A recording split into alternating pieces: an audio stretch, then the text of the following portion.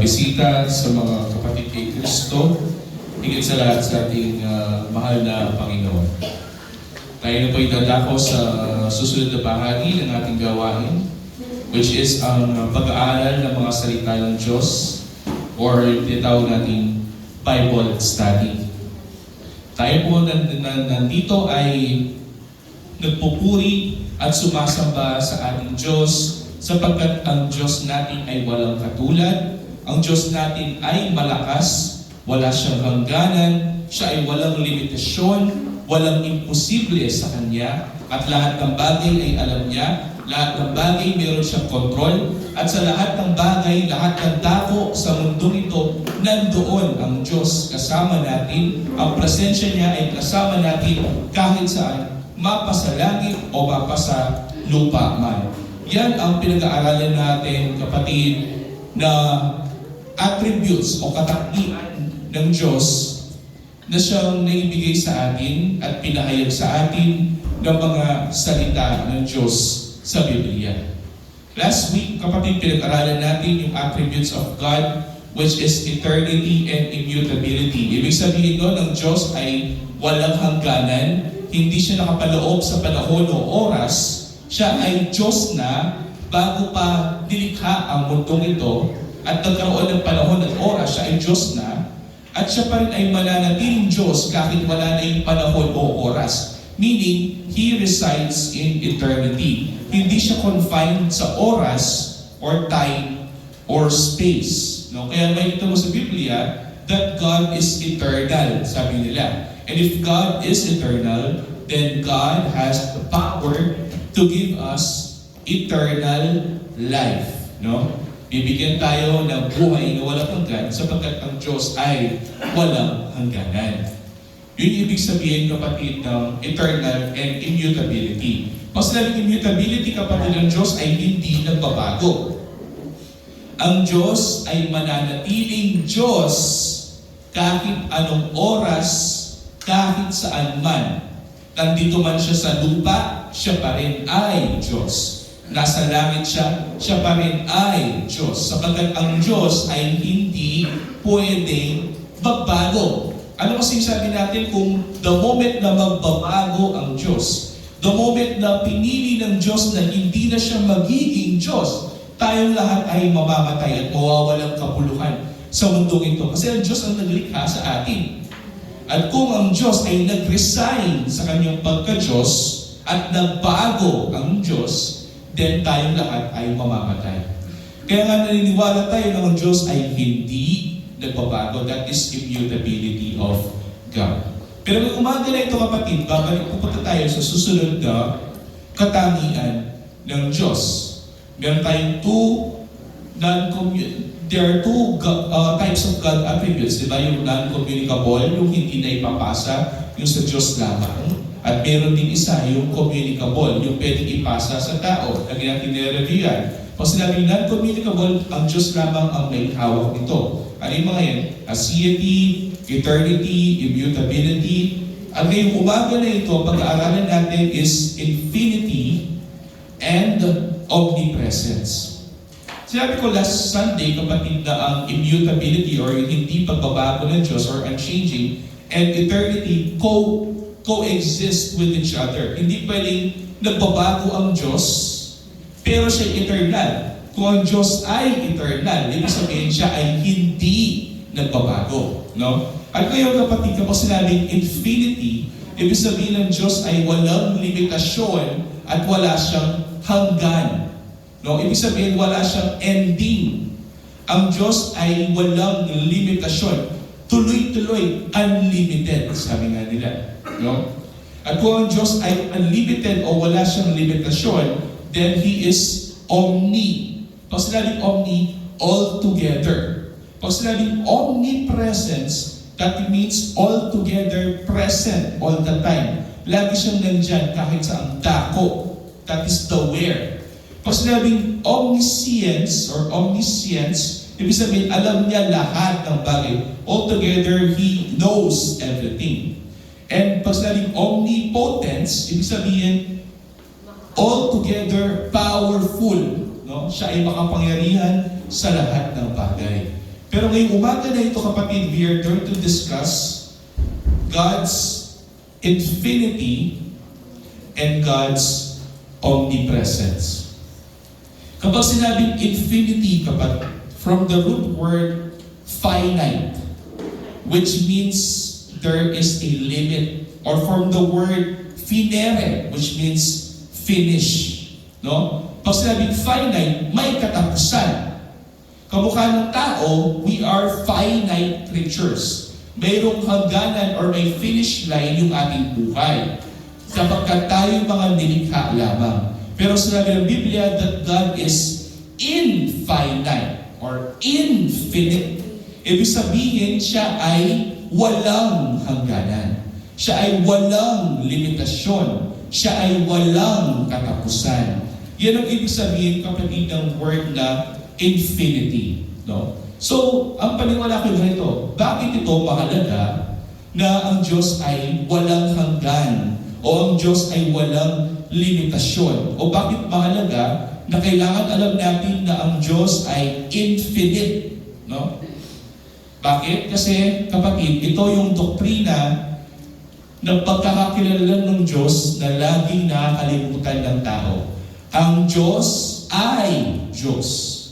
Ang Diyos ay hindi tao.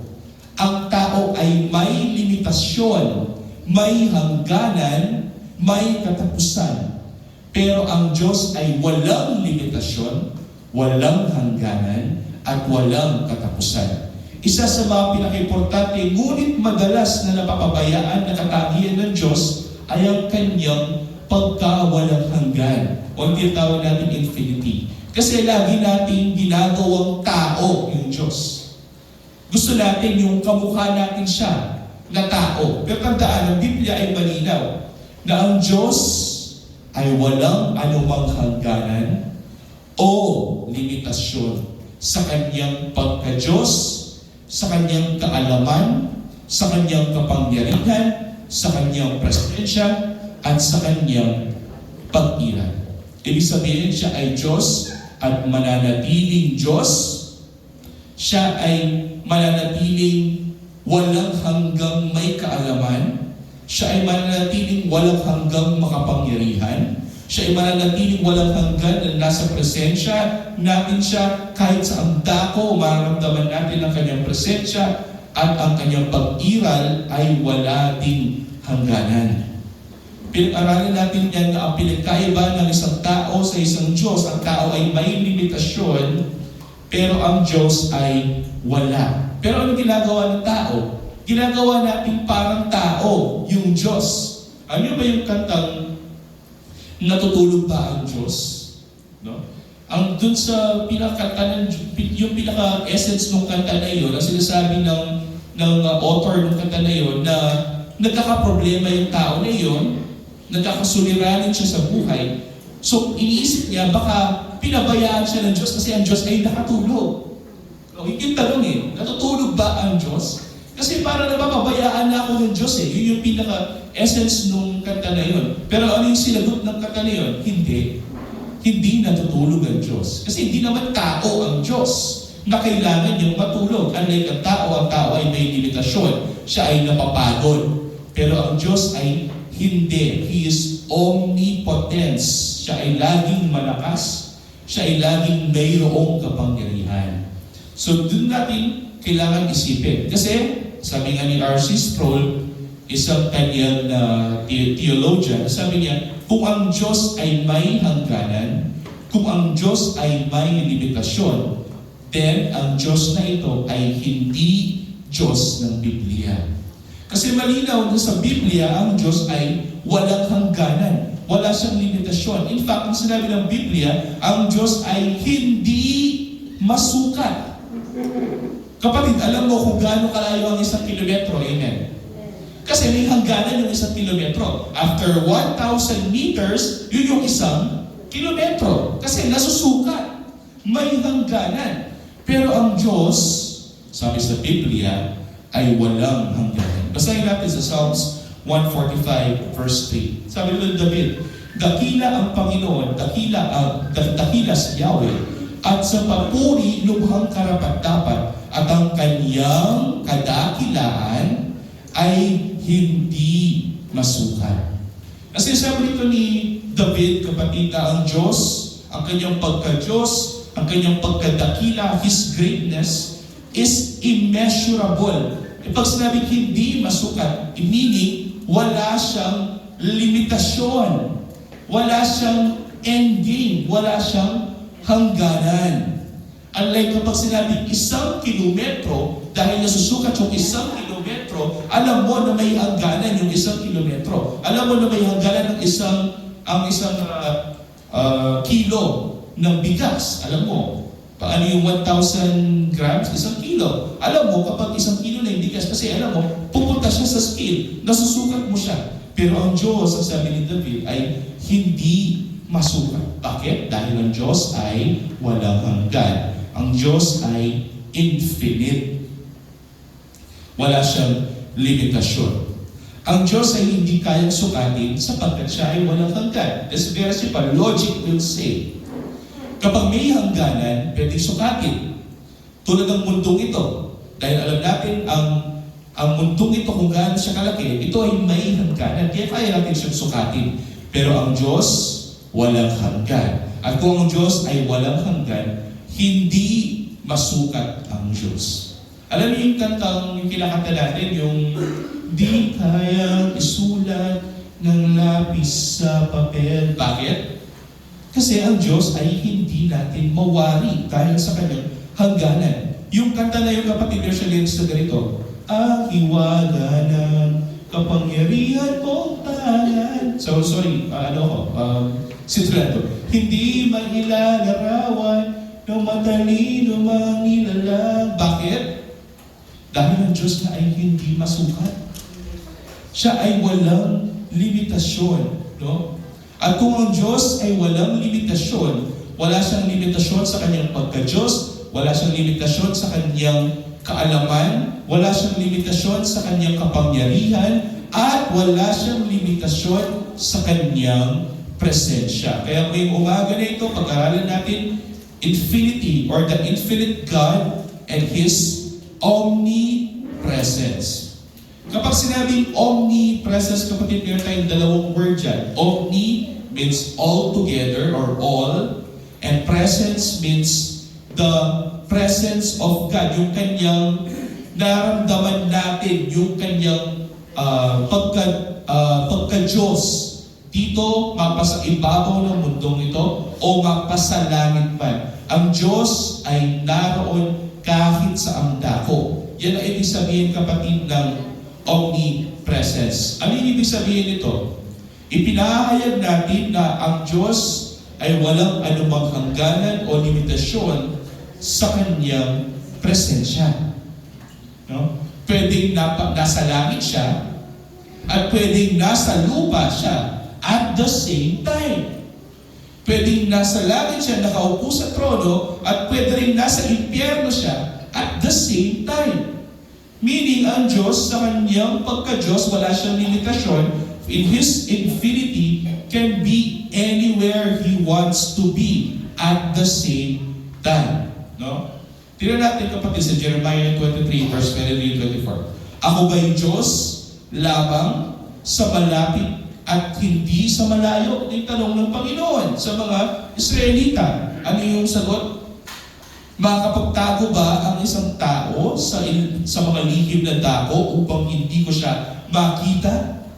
Sabi ng Panginoon, hindi ba pinupuno ko ang langit at ang lupa? Ito yung tanong ng Panginoon. At yun naman ang sagot din. Ang Diyos sa kanyang infinite omnipresence, ibig sabihin ito'y walang limitasyon, kaya niyang punuin ng kanyang presensya, mapa ang langit at mapa ang lupa man at the same time. Hindi pwedeng kapag nandito ang Diyos, then walang Diyos sa langit. Hindi maaaring mangyari yun sapagkat again, God is omnipresent. Pag sinabing omnipresent, kahit sa dako, nandoon siya. Kahit sa pinakasuluk-sulukan, pinakatagong lugar sa buong mundo, isang malalim na kuweba sa dakong Antarctica na hindi natin makita, nandun pa rin ang presensya ng Diyos. Kahit saan, nandoon ang Diyos. Pwede itong mangyari? Yes. Why? Because God is, bakit tayo sa term? Infinite. What is finite? From the word finere, mayroong katapusan. We are all finite creatures. Tayong mga tao, we are all finite creatures. Pwede tayong mamatay, may katapusan. Pero God is infinite. That means God is unlimited at wala siyang limitasyon.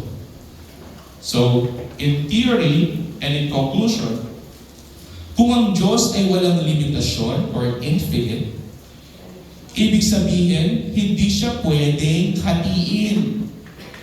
Kasi nga, wala siyang sukat.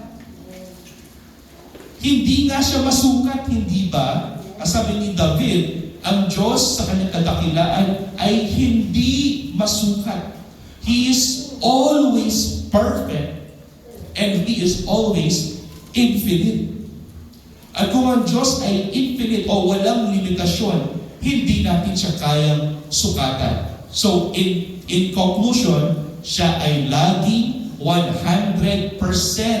Hindi siya pwedeng magkulang. Hindi siya pwedeng 99.99%. No, ang Diyos kahit sa ang dako, kahit sa ang mga lugar, mapasalangit o mapasalupa man, siya ay mananatiling 100% limitation at tunay na Diyos.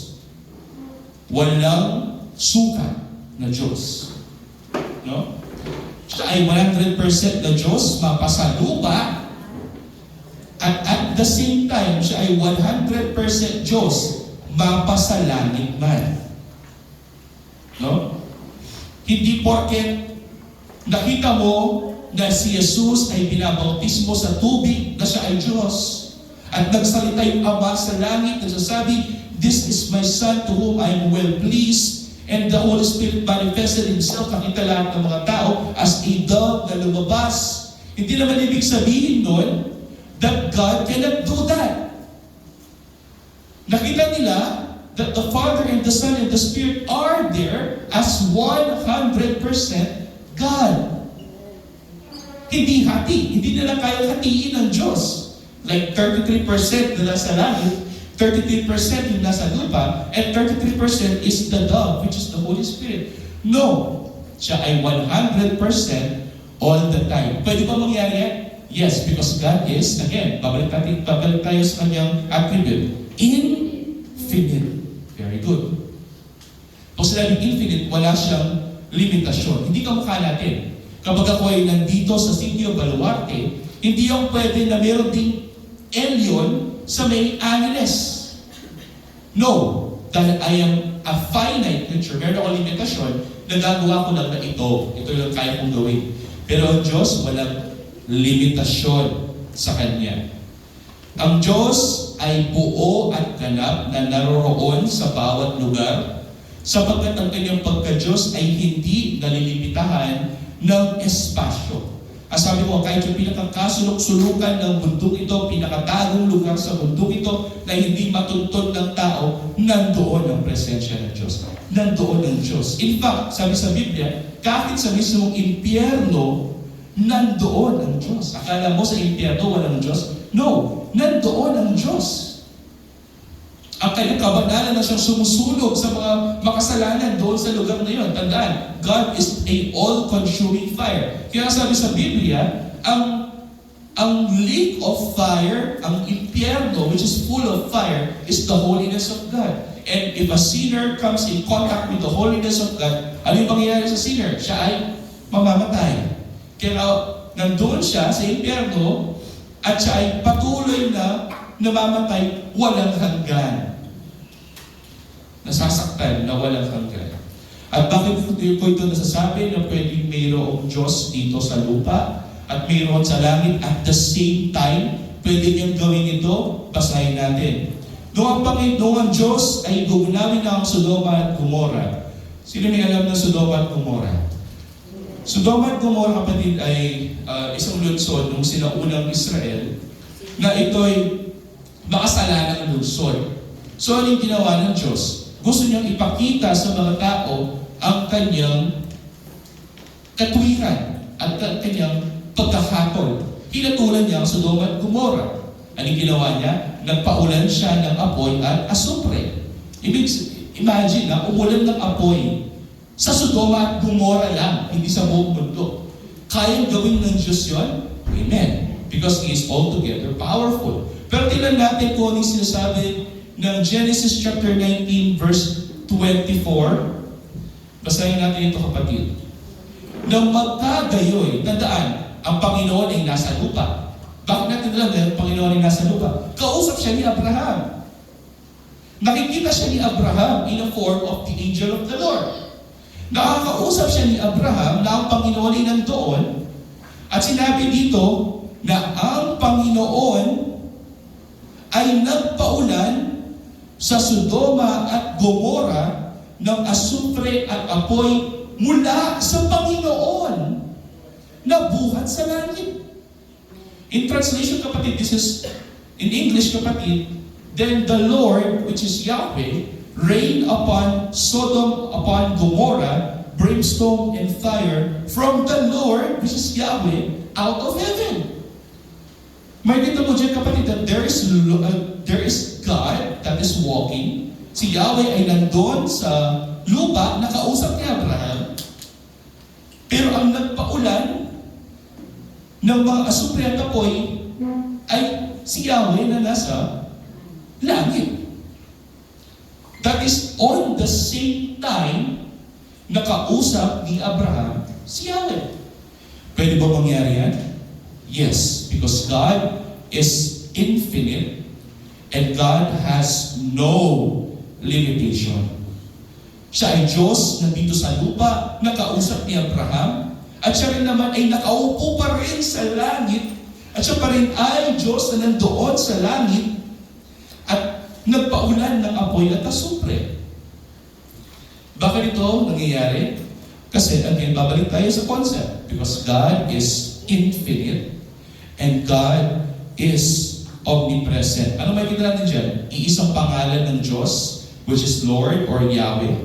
Pero mayroong isang nakakausap na nasa lupa at mayroon din naman na hindi nakikita ni Abraham na nakaupo sa langit. This is one of the concepts na that baffled a lot of Jewish people. No? Ang mga Hudyo noong mga sinaunang panahon, hindi nila ito kayang i-take kasi hindi nila maintindihan. Dahil ang Shema, Hear, O Israel, the Lord our God is one Lord. But why is there a Lord here on earth? But there's also a Lord in heaven. And isa lamang yung sinabi nila, that God in His essence is infinite and omnipresent. Alam ni David yan. Kasi si David, kapatid, ang nagsabi na ang kadakilaan ng Diyos ay hindi kayang sukatin. Nagkakaroon ng debate nung sinaunang panahon, kapatid, no? Tandaan, may Diyos sa lupa at may Diyos sa langit. Hindi ito nangangahulugan na mayroong dalawang Diyos.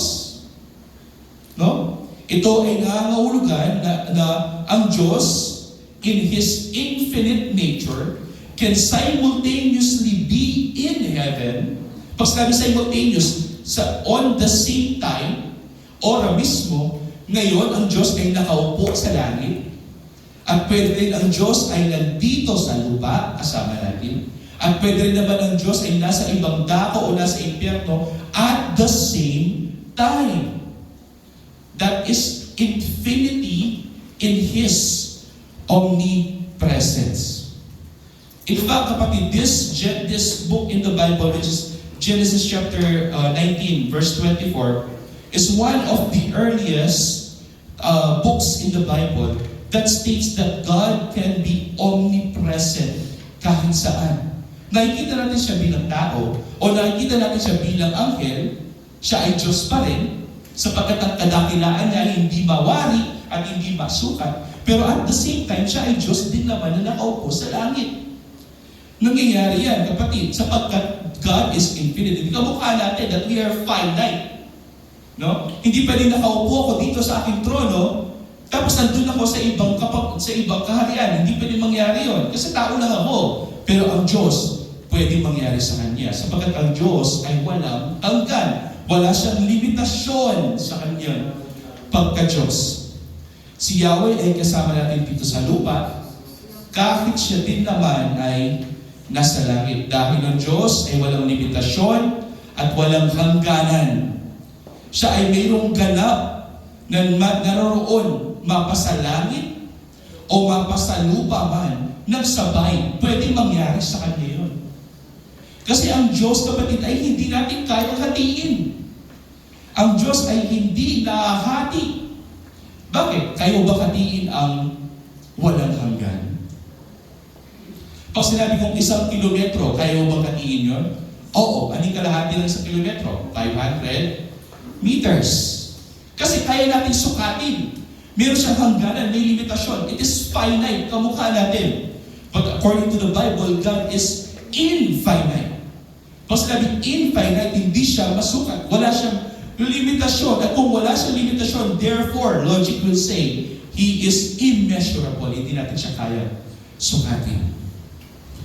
At kung hindi masukat ang Diyos, kung ang Diyos ay nandito sa lupa at sa langit at the same time, He is 100% God on earth and 100% God in heaven. Hindi siya nakati like 50% Diyos siya sa langit at 50% Diyos siya sa lupa. No! Because God is infinite. In fact, sinabi nito ni Pablo, kapatid, sa Colossians chapter 2, verse 9. Ang sabi niya that the Son dwelt among us. The Word became flesh. So God was manifested as a human being. Nakikita natin siya sa mundong ito, lumakad siya sa mundong ito because He is Jesus Christ. At tingnan mo kung sinabi ni Paul about the Lord Jesus Christ na tao. For in Him, sabi ni Paul, dwelleth all the fullness of the Godhead bodily. Ibig sabihin, kapatid, just Jesus, nung lumakad siya sa mundong ito, He is fully God, 100% God, He is 100% Yahweh.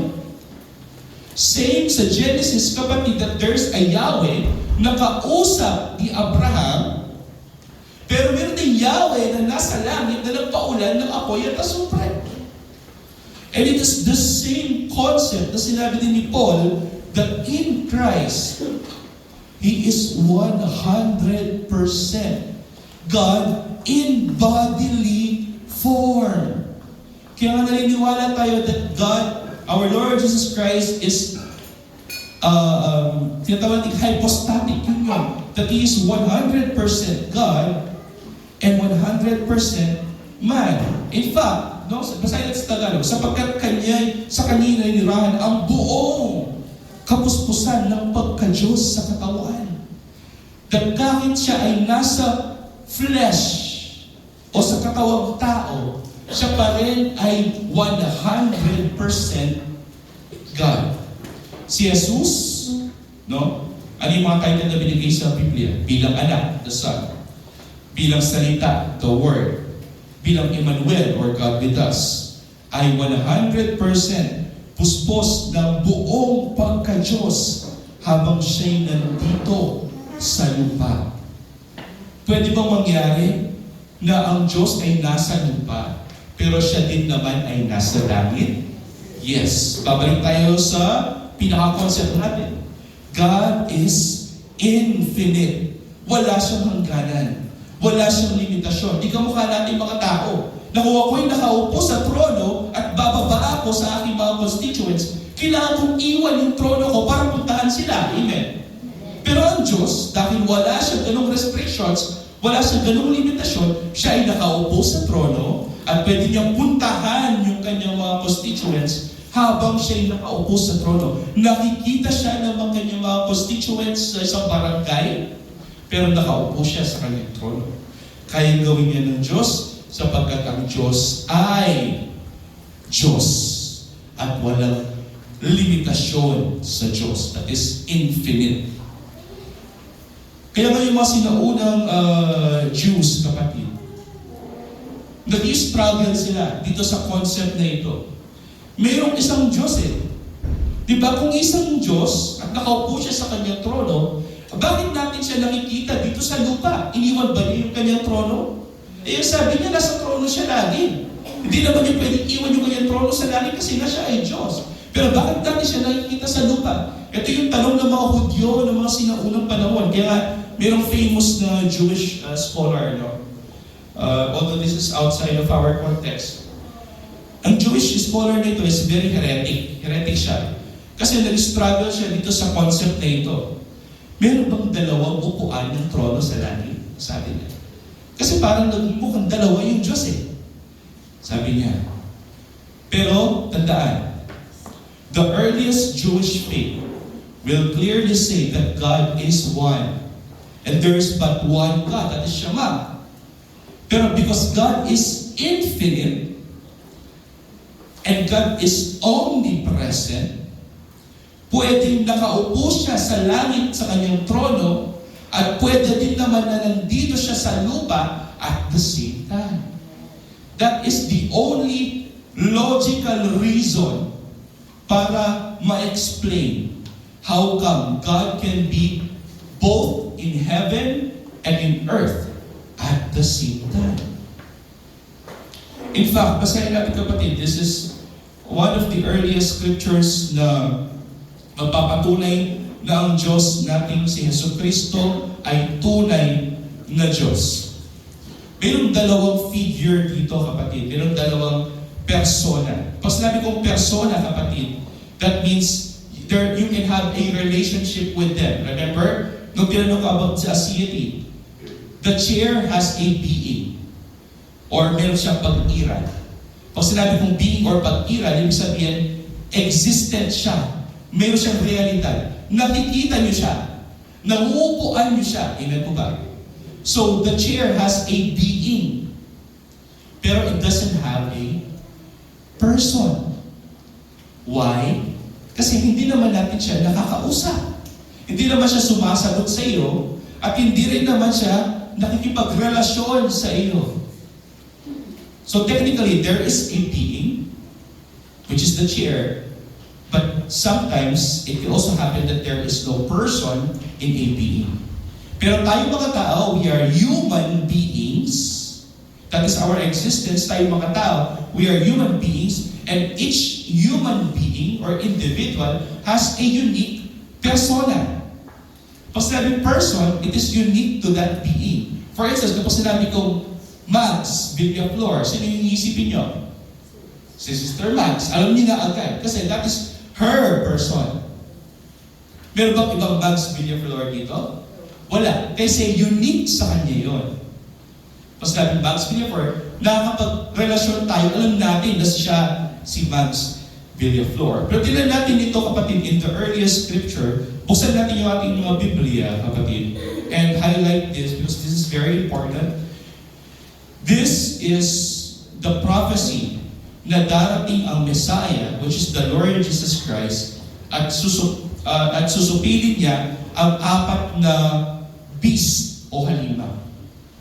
Sa Daniel chapter 7 kasi kapatid, nagkaroon ng premonition itong si Prophet Daniel na mayroong apat na beast or the four beasts, apat na halimaw. Sa Biblia, kapag sinabing beast, even in Revelations, it means the kingdoms of man. The first beast is the beast of Babylon, which is King Nebuchadnezzar noong panahon ni Daniel. Tapos sabi ni Daniel, meron pang datang na isang beast, which is the beast of who? Persia. No?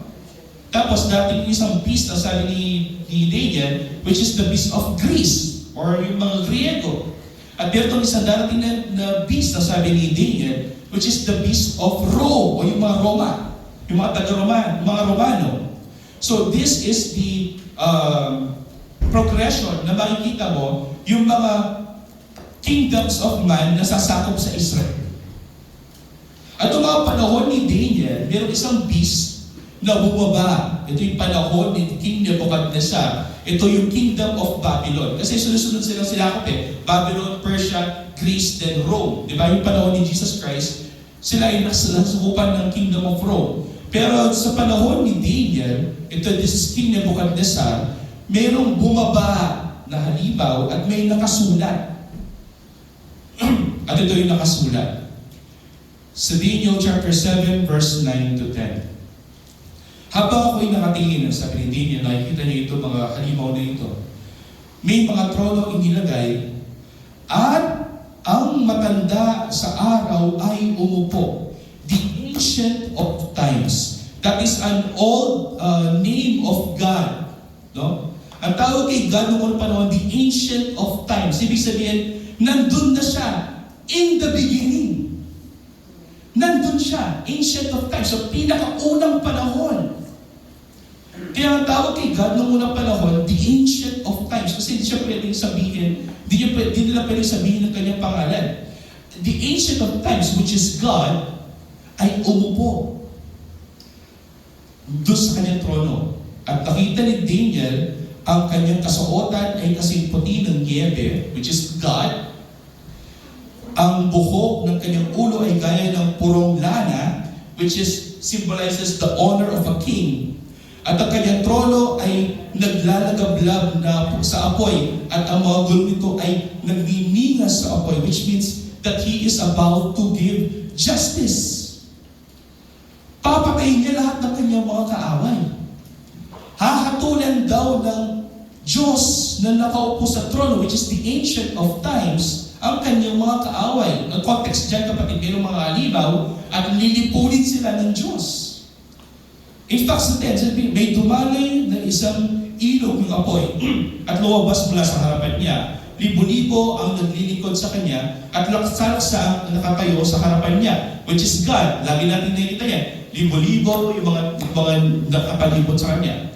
Ang hukuman, nandiyan siya, He will judge. Ang hukuman ay humanda para sa paghukom at ang mga aklat ay nabuksan. Nakita ni Daniel, kapatid, that God is seated on the throne, which is God, the Ancient of Times, at susunugin, lulupilin, pupuksain niya ang kanyang mga kaaway. Hukuman niya ang kanyang mga kaaway. Ito'y malinaw na paglalarawan na walang hanggan at walang simula ang Diyos. In the beginning, in the Ancient of Times, nandoon siya. Pero tingnan mo, at the same chapter, mayroon nakita isa pang dumating si Daniel. Same chapter, that is chapter 7, pero ngayon, from 9 to 10, naging 13 to 14. Basahin ninyo, kapatid, kung meron kayong oras. So Daniel chapter 7, verse 13 to 14. Ito yung nakita niya. Patuloy akong nakakita sa pangitain sa gabi, sabi ni Daniel, at narito ang isang gaya ng anak ng tao. Makita mo yung title dyan. Ano yung title ng una? Ancient of Times. Pero ito, ang title niya, Anak ng Tao. Ang isang gaya ng anak ng tao. So nakikita niya na para bukas yung tao na dumarating kasama ng mga ulap. Ibig sabihin, He came from above. Mula sa langit, descending into sa earth. At siya'y lumapit. Itong anak ng tao na ito, no, ay lumapit doon sa matanda ng mga araw na nakaupo sa kanyang trono at iniharap sa kanya. Itong anak ng tao na ito ay lumapit sa trono, nandoon ang Diyos, at lumapit sa kanya. At ano yung pangako na gagawin doon sa anak ng tao na iyon? Binigyan ng Ancient of Times, binigyan ng Diyos na nakaupo sa trono, itong anak ng tao, ng kapangyarihan, ng kaluwalhatian, at ng kaharian. Itong anak ng tao na ito, na lumapit sa Diyos sa kanyang trono, ay binigyan daw siya ng kapangyarihan, kalwalhatian, at kaharian. Bakit ito ginawa? Upang ang lahat ng mga bayan, bansa, at mga wika ay maglingkod sa Kanya. Ito, anak ng tao nito. Upang daw lahat ng tao, lahat ng mga nasyon sa buong mundo ay maglingkod sa Kanya. Ano yung description niya? Makita mo, next. Ang kanyang kapangyarihan, which is ang anak ng tao, ay walang hanggang kapangyarihan. Walang hanggang kapangyarihan. That is omnipotence, kapatid. Na hindi lilipas, that's eternity. At ang kanyang kaharian ay hindi mawawasak, that is omnipotence. May kita mo dyan, kapatid, na ang anak ng tao has the same attribute with the Ancient of Times na nakaupo sa trono. And this baffled a lot of Jewish faith. No? Yung mga Jews noong unang panahon, nagtataka sila sa verse na ito, kaya naiintindihan nila. Ang anak ng tao ay dumating sa harap ng matanda sa mga araw. Iba yung nakaupo sa trono, which is ang matanda sa mga araw, the Ancient of Times, which is God. Pero meron ding anak ng tao, it is God that is in the flesh, na humarap at binigyan siya ng kapangyarihan, kamukha ng kapangyarihan ng Diyos. No? Ano ba yung may ilala dyan? Ang anak ng tao ay tumanggap ng pagsamba. Pwede ba mangyari yun na ang Diyos, ibibigay niya yung kanyang ang worship sa iba? Hindi. Di ba sabi sa Biblia, ang worship ay para lamang sa Diyos. Bakit ang anak ng tao na ito ay tumanggap ng pagsamba? Ano yung word doon? Lahat daw ng tao ay luluhod sa Kanya. Lahat ng tao ay sasambahin siya. Itong anak ng tao na ito. Can that happen? That God is seated on the throne, pero meron ding tao na nasa harapan niya na Diyos din, na nakikita ni Daniel, pero parang isang Diyos lang. No? This is the conundrum ng mga sinaunang Jewish faith. No? Lagi na lang iniisip, there's only but one God. Pero paano nangyayari na nakikita natin itong mga bagay na ito at the same time? Why? Okay, babalik tayo sa concept. Because God is infinite and God is omnipresent.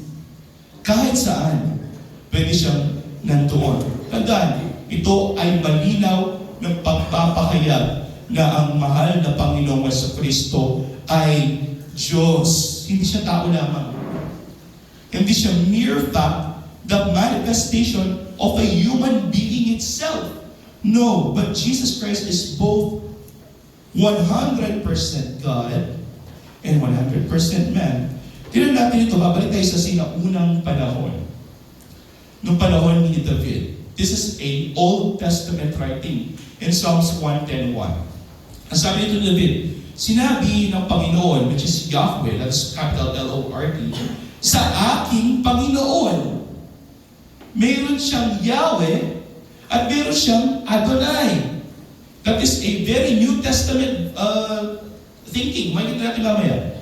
Sinabi ng Panginoon, meron siya nakikita, which is God, sa aking Lord, sabi niya, umupo ka sa aking kanan. Sabi daw ni God sa Lord, kay Lord, hanggang sa aking gawing tuntungan ang iyong mga paa ng inyong tutuan ng iyong paa ang iyong mga kaaway. Yung Son of Man kanina, nung Daniel chapter 7, ano yung role niya? Lahat ng kanyang mga kaaway ay luluhod sa kanyang harapan. At gagawin niyang tungtungan ng kanyang paa lahat ng kanyang mga kaaway. This is a very important matter. Kasi makikita mo dyan, numerously in the Bible, sinasabi that our Lord Jesus Christ is seated at the right hand. Sinabi ito, sabi ni David, sinabi ng Panginoon, sa aking Panginoon, umupo ka sa aking kanan. No? And ito, this is mirrored by Peter. Si Peter sa Acts chapter 2, They were all possessed by the Holy Spirit. At lahat sila kapatid ay nagsabi ng iba't ibang mga wika, preaching the gospel in every dialect, at preaching the gospel sa bawat mga tao. At sinabi ito ni Peter, it is a revelation revealed by the Holy Spirit to Peter. Basahin natin sa Acts 2:33-36. Sabi ito ni Pedro, kaya't yamang pinarangalan sa kanan kamay ng Diyos at tinanggap mula sa Ama ang pangako ng Espiritu Santo, ibinuhos niya ito na bawang nakikita at naririnig ninyo. Sinituto niya dito ang ating mahal na Panginoong Jesucristo. Pinangaralan daw siya ng Ama at pinaupo sa kanyang kanan bilang kanyang kanang kamay. At ito ay ginawa in the power of the Holy Spirit. Pwede bang mangyari yan? Yes, because God is infinite. Babalik tayo lagi doon. God is always infinite. Hindi siya masukat, hindi siya mawari. Next verse. Sapagkat hindi umakyat si David, ang sabi niya, sa mga langit, hindi alam ni David na mayroong Diyos at mayroong Panginoon kasi hindi pa siya nakakit sa langit. Pero nasabi ito ni David, ang sabi ni Pedro. No? Tinote niya yung Psalms 110. Sapagkat hindi umakyat si David sa mga langit, ngunit siya rin naman nagsabi. Ang sabi ni Pedro, sinabi ng Panginoon sa aking Panginoon, maupo ka sa kanan ko hanggang sa gawin ko ang mga kaaway mo na tungtungan ng inyong paa, sabi niya. 36. Ito yung maganda. Kaya dapat malaman ng may katiyakan, sabi ni Pedro, ng buong sambahayan ng Israel, na ginawa siya ng Diyos na Panginoon. He was made Lord, Adonai, the Sovereign One, and Christ, the Messiah, at the same time. Sino daw yan? Itong si Jesus na inyong ipinako sa krus. Ladies and gentlemen, this is very important. Kasi sinasabi ni Pedro dito, ang taong pinako niyo sa krus, alam niyo ba si Jesus, na umiiyak, na nasasaktan, na binugbog ninyo, yung taong pinako niyo sa krus, siya ay Diyos. Siya ang tunay na Diyos. Siya yung Diyos na inyong kilala nung sinaunang panahon pa. Ito ang sinasabi ni Pedro. Why? Because he is the one that David calls Lord. That is seated at the right hand. Hindi lamang ito kapatid. Sinabi, inulit ito ni Peter sa 1 Peter chapter 3 verse 21-22. At ang bautismo na siyang kalarawan nito ang nagliligtas sa inyo ngayon, hindi sa pag-aalis ng karumihan ng laman, kundi bilang paghiling sa Diyos ng isang malinis na budhi sa pamamagitan ng muling pagkabuhay ni Jesucristo. Pagtinam sa 22, na umakyat sa langit at nasa kanan ng Diyos, na pinasakop sa Kanya ang mga anghel, ang mga kapamahalanan, at ang kapangyarihan. That is the fulfillment of Daniel chapter 7, hindi ba?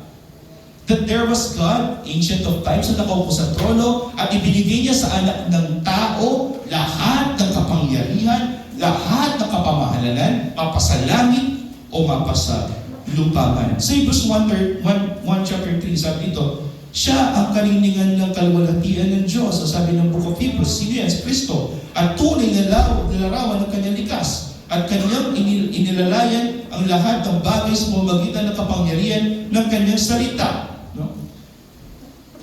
Nang magawa niya si Yesu Kristo ang paglinis ng mga kasalanan, siya ay umupo sa kanan ng kamahalan sa kaitaasan.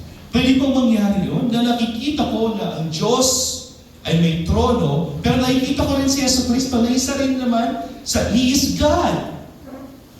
Yes, because God is infinite and God is omnipresent.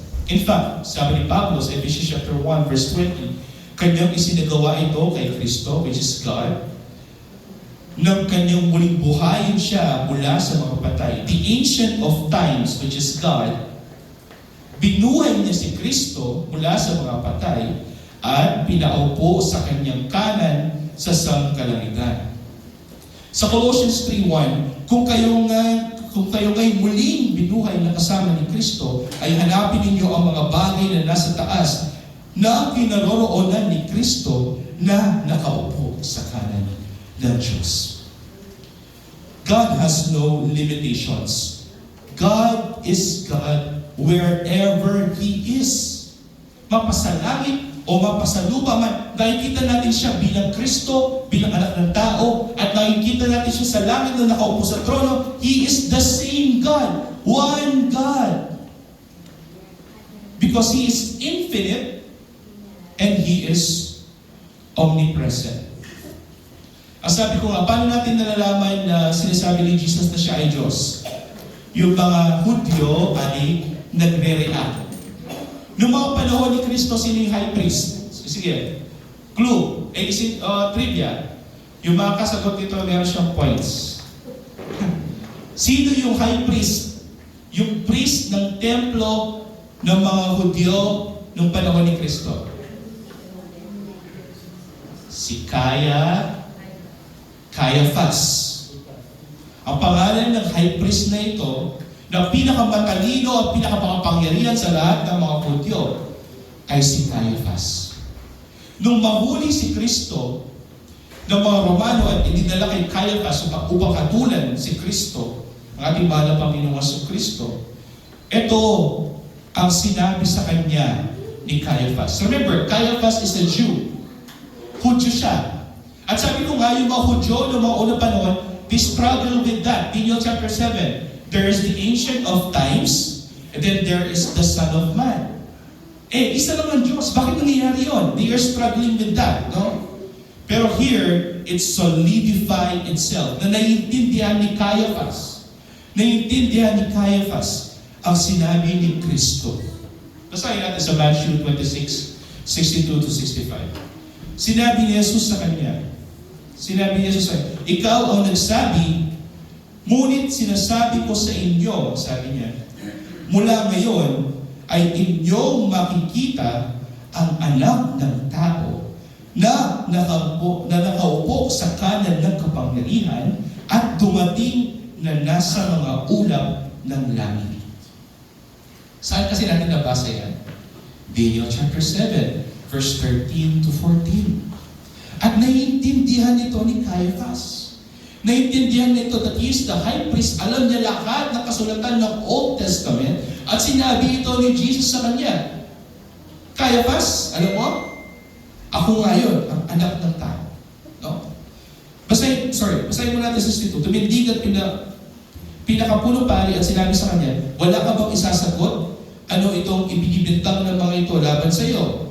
Ngunit hindi umimik si Jesus at sinabi ng pinakapulong pari sa kanya, pinanunumpa kita sa harapan ng Diyos na buhay. Sabihin mo sa amin kung ikaw nga ang Kristo, ang anak ng Diyos. Ang sabi ng pinakapulong pari sa kanya, which is Caiaphas.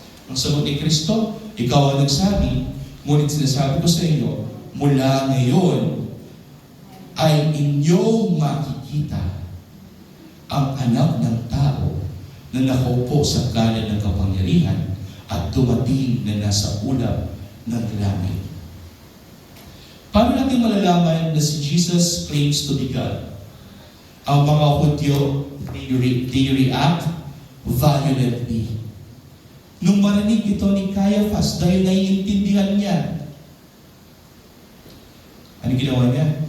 Nang magkagayoy, pinunit ng pinakapunong pari ang kanyang mga damit na sinasabi, nagsasalita siya ng kalapastanganan. Ladies and gentlemen, at that time, Jesus declared that He is God. Noong oras na yun, kapatid, the Lord declared that He is God. At hindi ito kayang tanggapin ni Caiaphas. In fact, that is the problem. Kahit hanggang ngayon, kapatid. When Jesus says that He is God, hindi ito kayang tanggapin. Sinabi ni Jesus kay Caiaphas, siya si Yahweh. Siya yung anak ng tao na nakita ni Daniel na binigyan ng kapangyarihan at pinaupo sa kanan. Ako yun, sabi niya. Pero hindi siya pinaniwalaan ni Caiaphas. In fact, ano yung reaction ni Caiaphas? Pinulit niya yung kanyang robe. Meaning, blasphemy yung ginagawa ni Kristo. At doon, pinako si Kristo sa krus. Hindi dahil nakagawa siya ng kasalanan, kundi dahil sinabi lamang niya na siya si Yahweh. Tandaan, kapatid, ang infinity ng Diyos o yung kanyang walang hangganan, ang kanyang walang limitasyon, ang kanyang unlimited Godhead, ang pundasyon ng kanyang omnipresence. Hindi pwedeng may limitasyon ang Diyos at meron din siyang omnipresence. Hindi pwedeng may limitasyon ang Diyos at meron din siyang omnipotence and omniscience. Sapagkat kung meron limitasyon ng Diyos, then may hangganan. Ang kanyang presensya, ang kanyang kaalaman, at ang kanyang kapangyarihan. Ibig sabihin, kung may hangganan ang kanyang kapangyarihan, hindi siya ang Diyos. Pero malinaw sa Biblia, kapatid, na maaari nga na ang Diyos ay nakaupo sa trono sa langit, hindi natin nakikita. At ang Diyos, at the same time, ay nasa lupa na nakakahalubilo natin at nakikita natin. At meron din at the same time na ang Diyos ay nasa puso natin, gumagabay sa atin sa bawat araw ng ating mga gawain. At the same time. Hindi yung iwanan yung trono niya at pupunta siya dito, or iwanan yung trono niya at pupunta siya sa inyong mga puso. No. God is unlimited. God is infinite. God is omnipresent. Very particular ang Bible dyan. Siya ay nasa langit at naghahari doon at hindi umaalis sa kanyang trono. Sino yan? Lagi sinasabi, ang Ama. Siya ay naparito sa lupa, nakikipag-usap sa atin at kasalo natin na hindi tayo namamatay sa kanyang banal na kaluwalhatian kasi siya yung larawan, nakikita natin siya, nakahalubilo natin siya. Siya yung Diyos na ating nakakaya sa kanyang presensya. Bumalik siya sa langit at nakaupo sa kanan ng Diyos, Ama, bilang hari ng langit at ng lupa. Sino yan? Ang Anak. Siya din naman ay nandito sa lupa at sa langit, nag-iingat at gumagabay sa mga anak ng Diyos na nananahan sa puso ng mga tunay na Kristiyano. Sino yan? Ang Espiritu Santo. Ang Diyos ng Biblia ay hindi limitado sa espasyo, sa panahon, o sa persona. Kamukha natin. Tayo mayroong one being and one person. No? Siya ay iisa, walang hanggan, at ganap. Kapag sinabi ganap, He is 100% God kahit saan. At kanyang ipinahayag ang kanyang sarili. He manifested Himself bilang Ama na nasa langit. In fact, kaya makikita yan. Kaya ano yung prayer na tinuro sa atin ni Jesus? Our Father who art in heaven. No? Siya rin naman ang anak na nasa lupa, na nakasama natin, na bumalik sa langit at pinaupong kasama ng Diyos sa kanyang kanan. At siya rin naman ang Espiritu Santo na siyang nananahan sa ating puso. God, the same God, Yahweh, the same Godhead, but manifested and revealed to us in the Father and in the Son and in the Holy Spirit. Bakit ito ginawa ng Diyos? Because pinili niya na iligtas tayo sa kanyang malahi-malang mga kamay. Infinite presence, kapatid, is omnipresence. At dito ako magtatapos. Sa John chapter 10, verse 29 to 30, sabi dito ni Juan, ang mga ibinigay sa akin ng aking Ama, sabi ni Jesucristo, ay higit na dakila kaysa sa lahat, sabi ng Panginoon. At walang makakaagaw ng mga ito sa kamay ng Ama. This is the Lord, the Son, the Word Emmanuel, speaking in terms that people are given to Him by the Father in heaven. Pero at the same time, the next verse, sabi niya, ako at ang Ama ay iisa. That solidifies, kapatid, that Yahweh on earth can also be Yahweh in heaven. That the Lord Jesus Christ here on earth is God, at the same time, Father in heaven is God. That is omnipresence, and that is infinity. At dito nga, matatapos na ako. Matthew 28:8-20. Babalik na si Jesus sa langit. At sinabi niya sa kanyang mga disipulo. Lumapit si Jesus at sinabi sa kanila. Ang konteksto nito, kapatid, natatakot yung mga disipulo ni Kristo kasi iiwanan na siya. Iwanan na sila ni Kristo. So natatakot sila. Ang sinabi ni Kristo sa kanila, ang lahat ng otoridad sa langit, sabi niya sa kanila, at sa ibabaw ng lupa, ay ibinigay na sa akin. He is the Son of Man.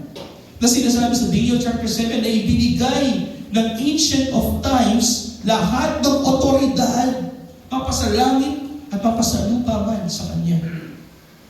Sabi niya, huwag kayong mag-alala mga disipulo ko. Ang lahat ng otoridad sa langit at sa ibabaw ng lupa ay ibinigay na sa akin, sabi niya. At kung ako na ang Lord, kung ako na ang Kristo, sabi niya, ito yung commission ko sa inyo, 19. Kaya't paghayo ninyo, sabi ni Kristo, gawin ninyong alagad ang lahat ng mga bansa. Bautismuhan ninyo sila sa pangalan, the same name, which is Yahweh, was shared ng Ama at ng Anak at ng Espiritu Santo.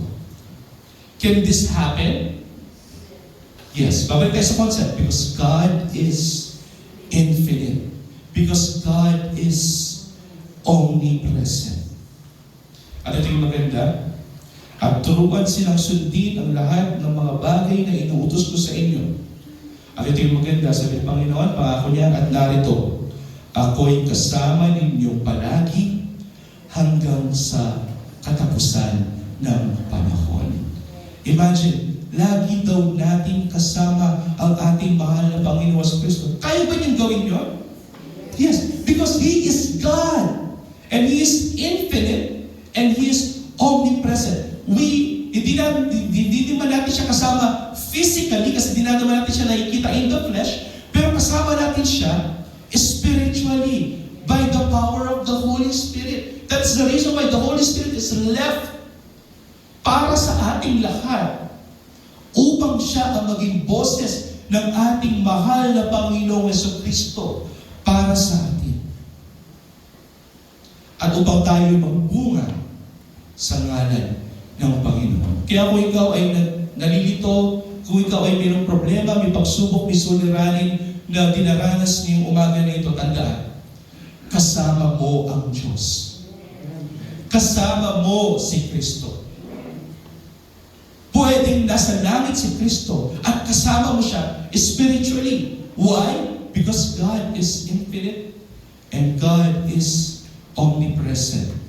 At kung meron kang pag-aalinlangan sa iyong buhay, tandaan, kung nangako ang Panginoon na hindi tayo pababayaan, hindi tayo iiwan, tinutupad pa rin niya ang kanyang mga pangako hanggang sa mga oras na ito. Yan ang dahilan kung bakit nandito kayo, nagpupuhi, nagpapasalamat, at patuloy na sumasampalataya sa Kanya. Because His grace is sustaining you. Ang kanyang biyaya ay laging nasa ating lahat. Sapagkat lagi natin siyang kasama. And this is the comfort that we can get. That God, kahit saan man, ay lagi natin kasama sa ating buhay. Kaya ilalagay din natin sa konteksto kapag ikaw ay nagkakasala. Kapag itago mo yung kasalanan mo kay pastor o sa iyong asawa or whatever, kung ikaw ay nagkasala at kasama mo ang Diyos, alam ng Diyos kung hindi ginagawa. Kaya it's both a double-edged sword. God is with us, who is against us? No one. That is Romans chapter 8. Let's pray. Ama, maraming salamat. At hindi mo kami pinabayaan. Ibigay mo ang iyong pagtulanan para sa amin. Naranasan namin na ikay aming makasalamuha at ang iyong kaluwalhatian ay aming maranasan sa aming buhay na hindi kami namamatay sa iyong kabanal. Maraming salamat o Diyos sa biyayang ito. Ang biyayang aming natanggap mula sa iyo, O Diyos, ay hindi namin mawari, hindi namin matuntun, sapagkat ito'y walang hanggan, hindi masukat, at ito'y walang limitasyon. Kaya nagpapasalamat kami ng todo, O Diyos, sapagkat kung ikaw ay walang limitasyon, ang iyong biyaya din naman ay walang limitasyon at walang hangganan. Your grace is forever and you are holy forever. Maraming salamat, O Diyos, na bagaman iniwan mo ang mundong ito, iniwan mo kami na makatwiran at patuwid sa iyong harapan. At patuloy mo kaming pinapalakas sa pamamagitan ng iyong banal na Espiritu. Maraming salamat, mahal na Panginoon, sa revelasyon na ito, na nawa ito'y nabigay ng kaginhawaan sa aming pagod na kaluluwa. Ito ang aming salamat sa makapangyarihang pangalan ng Jesus.